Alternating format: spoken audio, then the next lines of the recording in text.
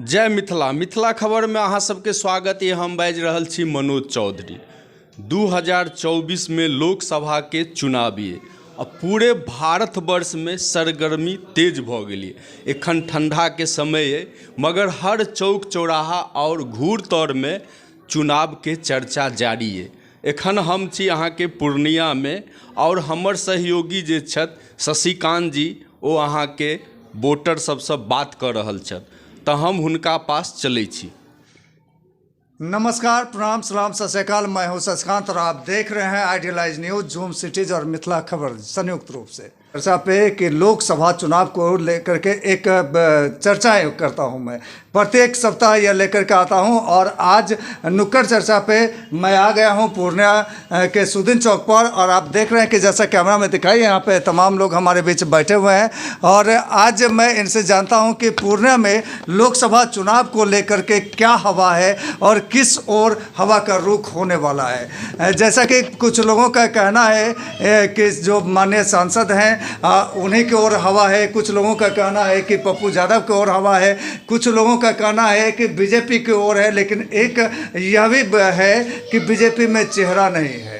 तो बीजेपी में चेहरा कौन होगा, इन तमाम चीज़ों को लेकर के हमारे बीच में बुद्धिजीवी बैठे हुए हैं। और संयोग की बात यह है कि यहाँ पे जो भी बैठे हुए हैं वो शिक्षा से रिलेटेड हैं, यानी एजुकेशन से रिलेटेड हैं, शिक्षित वर्ग हैं, शिक्षक हैं। तो अब इनसे बेहतर और कौन कह सकते हैं। तो आइए सीधे मुखातिब होते हैं इन लोगों से। सर, आप क्या कहना चाहेंगे, पूर्णिया का रुख किस ओर है? मोटे तौर पर यह माना जा सकता है कि हमें उन व्यक्तियों को निश्चित रूप से तवज्जो देना चाहिए जो शिक्षा, स्वास्थ्य और रोजगार के सृजन में सक्षम हों। आपको क्या लगता है कि अभी तीन चेहरा बहुत खुल कर के सामने आ रहे हैं? एक पप्पू यादव जो लोगों के बीच में जा रहे हैं और समाज सेवा कर रहे हैं, लोगों के दर्द को सुन रहे हैं। दूसरा जो है हमारे माननीय सांसद संतोष कुशवाहा जी हैं और तीसरा जो है बीजेपी के और लोग जो है रुख कर रहे हैं। तो आपको क्या लगता है कि इन तीनों में से कौन आएंगे और कौन जो आपने कहा बच्चे लोग आते हैं उनके रुझान से तो यह नहीं लगता कि निवर्तमान सांसद जो हैं उनके सपोर्ट में बेहतर हवा बनती दिख रही है। वर्तमान सांसद के पक्ष में नहीं, हवा बनती नहीं दिख रही है जी। और प्रतिपक्ष में जो भी लोग रहेंगे, अगर वहाँ पर कुछ मजबूत और जाना पहचाना चेहरा आएगा तो सकारात्मक परिणाम आ सकते हैं। यानी आप नटसेल में घुमा फिरा करके कहना चाह रहे हैं कि पप्पू यादव जी आ रहे हैं, आपके नाम क्लियर नहीं कर रहे हैं। लेकिन ऐसा मैं नहीं कहना चाह रहा हूँ जी। लेकिन जो भी लोग अगर कोई जाने पहचाने चेहरे से आते हैं, जो लोगों के हर एक दुख सुख में खड़े होते हैं और अच्छे पार्टी से आते हैं, तो निश्चित रूप से उनको फ़ायदा मिल सकता है। तो आपके हिसाब से कौन दुख सुख में खड़े हैं, ये बताया जाए। दुख सुख में तो अक्सर खड़े होने वालों में चर्चा रहती है कि हमारे पप्पू यादव जी किसी भी समस्याओं में अगर वो जान जाते हैं तो निश्चित रूप से अपनी अहम भूमिका का निर्वहन करते हैं। इसमें तो कहीं कोई शक नहीं है।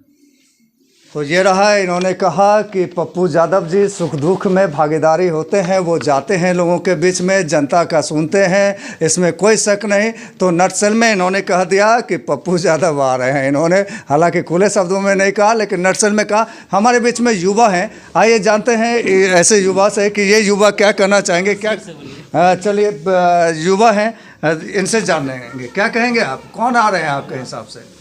मेरे हिसाब से तो जो मतलब जनता का सेवा कर सके और जो सबको मतलब जो है दुखों का सुन सके, उसी को मतलब जनता को चुनना चाहिए। तो जनता का सेवा आपके हिसाब से कौन करेंगे? सांसद महोदय जो वर्तमान है वो करेंगे, या फिर जो है अभी हवा बह रहा है जिनका नाम इन्होंने नटसेल में कहा वो करेंगे, मतलब या फिर बीजेपी वाले करेंगे? नहीं, अभी तो मतलब जो है हम कहीं भी सुनते हैं तो पप्पू यादव जी जो है हर एक घर में जाते हैं, या कहीं भी कोई भी मतलब कुछ भी होते हैं तो वहाँ वो देखने के लिए ज़रूर जाते हैं। तो इस तरह से तो अधिकांशतः उन्हीं के पक्ष में जाते हैं। अच्छा, आप तमाम लोग कर रहे हैं पप्पू यादव जी जाते हैं सुख दुख में, तो लेकिन अभी तत्काल में वही मतलब जो है आगे आ रहे हैं तो सबसे सपोर्ट करना चाहिए। तो हमारे बीच संयोग से जो है नरसिंह नारायण सिंह जी जो स्वतंत्रता सेनानी थे, उनके पौत्र हैं, उनसे जानते हैं कि छवि का कितना असर होता है वोटिंग में, छवि का कितना असर होता है श्रीमान वोटिंग में। छवि का कोई असर नहीं होता है, मेन होता है आदमी का सेवा करने का भाव। हमारे पूर्णिया का सौभाग्य है, हमारे जो भी अभी सांसद हैं, चाहे भावी सांसद हैं, जो भी लड़ रहे हैं, सभी अच्छे बैकग्राउंड से हैं, सभी मिलके पूर्णिया का सेवा कर रहे हैं।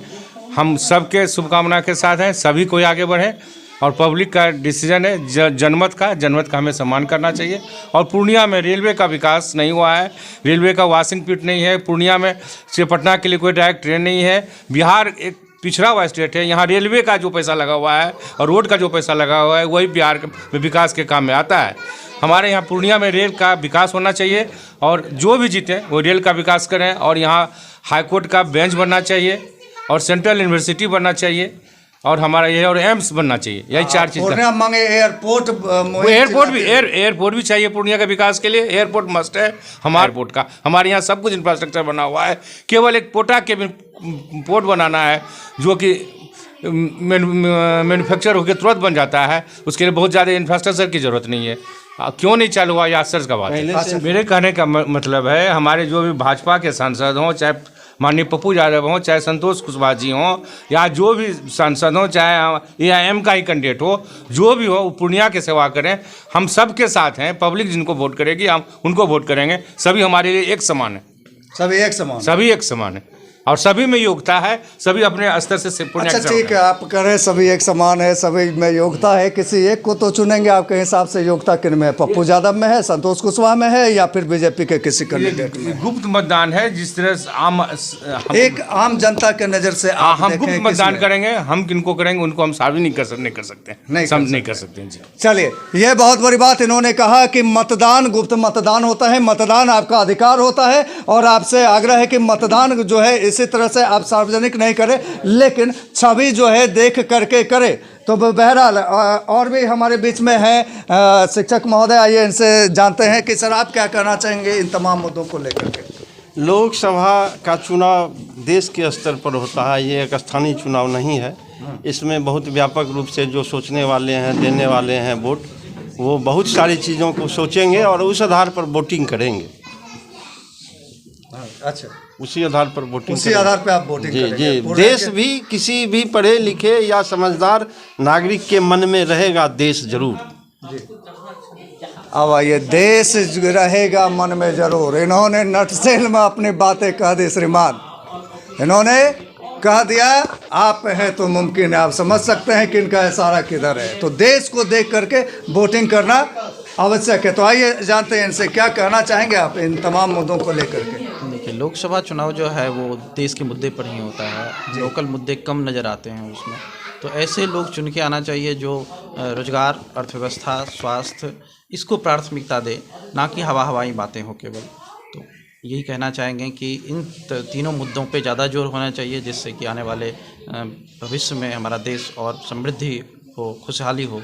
और शिक्षा, स्वास्थ्य दो सबसे बेसिक चीज़ है, इस पे अगर जो जोर दे, और रोजगार, वो सही है। आप क्या कहना चाहेंगे श्रीमान इन तमाम मुद्दों को लेकर के? इन्होंने कहा कि देश के मुद्दा को देख करके वोटिंग करना चाहिए, लोकल मुद्दे को नहीं देखना चाहिए लोकसभा चुनाव में। तो क्या ये सही बोल रहा है या गलत बोल रहा है? इनका कहना एकदम सही है जी। और मैं ये कहना चाहता हूँ मीडिया के माध्यम से कि अभी हम पूर्णिया में जो है दो चेहरा मुख्य रूप से हम लोग के सामने में आ रहा है, एक पप्पू यादव, एक संतोष कुशवाहा। ऐसा नहीं है कि पप्पू यादव कर रहे हैं काम, उसके कामों को भी हम लोग शुरू से ही देखते आए हैं। और संतोष कुशवाहा जी भी काम कर रहे हैं, उन्होंने कितने बार ही संसद में जो है पूर्णिया के मामलों को उठाया, हमने मीडिया के माध्यम से इस चीज़ को देखा है। इसीलिए अब ये दोनों चेहरा हम लोग के बीच में है। अब यह हम लोग को निर्णय लेना है कि इन दोनों चेहरा में, क्योंकि दोनों ही जो है अपने स्तर से प्रयास कर रहे हैं और अच्छा काम कर रहे हैं। ऐसा नहीं है कि संतोष कुशवाहा जी इतना दिन यदि वो काम नहीं किए, वो भी कर रहे हैं। और पप्पू यादव भी अपने स्तर से बहुत अच्छा काम कर रहे हैं, ठीक है। लेकिन अभी मेन जो लोगों का रुझान रहेगा उस ओर ही रहेगा। और अब हमें इस चीज़ का फैसला लेना है कि हम दोनों में से किसको वोट देंगे। अच्छा, आपको क्या लगता है किनका पलड़ा भारी रहेगा? आप तो दोनों को कर रहे हैं, दोनों काम कर रहे हैं, तो आपके हिसाब से पलड़ा किनका भारी रहेगा? जनता किसके वोट ज़्यादा भागेगी? यह स्पष्ट रूप से तो हम नहीं कह पाएंगे, एक लेकिन अनुमान आप क्या कर सकते हैं कि जनता किसकी ओर अनुमानित तो जाएगी? पप्पू यादव की तरफ ही सबका रुझान ज़्यादा है। जी, लेकिन इस बात को भी मानना होगा महोदय कि संतोष कुशवाहा जी ने भी काम पूर्णिया के लिए किया है, और हमें ने मीडिया के माध्यम से ही हमने भी देखा है कि उन्होंने संसद में जो है यहाँ पर एयरपोर्ट की बात उठाई, और भी बहुत सारे मुद्दों का यहाँ रेल विकास का बात उन्होंने उठाया, एयरपोर्ट का बात उठाया, और वहाँ स्पष्ट रूप से रेल के बारे में तो नहीं, लेकिन एयरलाइंस के विषय में जो है पूरा स्पष्ट रूप से मुद्दा उठाया गया। जो हमने देखा है वही मैं कहूँगा, जो नहीं देखा उसके बारे में मैं नहीं कह सकता हूँ। लेकिन ये जो है रेल का मुद्दा के बारे में तो नहीं, लेकिन एयरलाइन जो नहीं है हमारे यहाँ मतलब जिला में, उसके विषय पर जो उठाया जा रहा है, जो है उसमें सुधार लाया जा सकता है जी, जो नहीं है उसको लाने का प्रयास सर्वप्रथम होना चाहिए। चलिए, अब हमारे बीच और भी हैं लोग, क्या कहना चाहेंगे आप इन तमाम मुद्दों को लेकर? इस बार पूर्णिया का जो चुनाव होगा उसमें बहुत बड़ी दोनों कैंडिडेट के बीच टक्कर होने वाली है, तो अभी से अनुमान लगाना बहुत मुश्किल हो रहा है लोगों को कि किसके पक्ष में जाया जाए। तमाम लोग अभी जो बातचीत हो रही थी, दोनों कैंडिडेट कर रहे हैं, तो बीजेपी के लिए थोड़ा सा मुश्किल पूर्णिया में इसलिए लग रहा है क्योंकि उनके पास कोई कैंडिडेट नहीं है। पहले कैंडिडेट की घोषणा यदि वो करते हैं तो आदमी के दिमाग में आएगा कि जिनके पास भी एक कैंडिडेट है जिसके के लिए हम सोच सकते हैं। वो जो चुनाव, हाँ बिल्कुल, वो जो चुनाव है ना वो लोकल स्तर पे होता है। वहाँ की जो जनता है वो अपना आसपास के चीज़ों को देखते हैं, या फिर जो दिग्विजय सिंह जी थे जिन्होंने, और या फिर जो उनके विपक्ष के कैंडिडेट थे, वो बीजेपी ने अपना इस तरह से स्ट्रैटेजी बनाई कि उस स्ट्रैटेजी में लोग फंस गए और वो आगे निकलते चले गए। लेकिन ये पूर्णिया के चुनाव में इस बार बहुत दिलचस्प होने वाला है। लोगों को अभी तक ये पता नहीं है कि हम किधर झुकें, वो आगे समय बताएगा। लेकिन मैं ये कहना चाहूँगा कि देश को जो आगे ले जाएगा और जो पूर्णिया के लिए जो सोचेगा और जो सोचते हुए आए हैं, तो मैं यही कहूँगा कि आप उसके बारे में जरूर सोचिए, जो देश को हमेशा आगे की तरफ ले जाना चाहते हैं या फिर जो ले जा रहे हैं। ठीक है, और एक मुद्दा कुछ लोगों के दिमाग में राम मंदिर भी रहेगा, ठीक है ना, बहुत दिनों के बाद ये चर्चा में आया है, तो कुछ ना कुछ तो फ़ायदा बीजेपी को इससे होगा ही। तो हम तो ये कहना चाहेंगे कि कैंडिडेट को आप निर्धारित करें ताकि आदमी को जो है तीन तरफ दिमाग लगाए और उसमें एक बेस्ट कैंडिडेट चुने जो पूर्णिया के लिए, पूर्णिया के हित के लिए, पूर्णिया के भविष्य के लिए, शिक्षा, रोजगार, स्वास्थ्य के लिए सोचे। धन्यवाद। तो आपने देखा कि लोकसभा चुनाव को लेकर के तमाम लोग क्या कुछ कह रहे थे, और आपसे आग्रह है कि हमारे इस तीनों चैनल को लाइक, सब्सक्राइब और शेयर जरूर करें। मनोरमा ग्रुप, जो सोचता है वो करता है। ये तेरी तालाब वाली फिशिंग, क्या कंपटीशन की तैयारी तालाब वाली फिशिंग ही तो है। जॉब्स कम, एप्लीकेंट ज्यादा।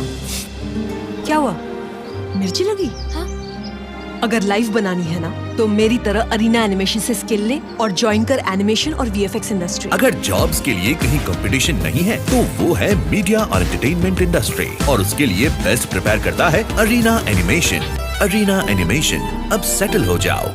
Chauhan second choice near Maranga, Purnia.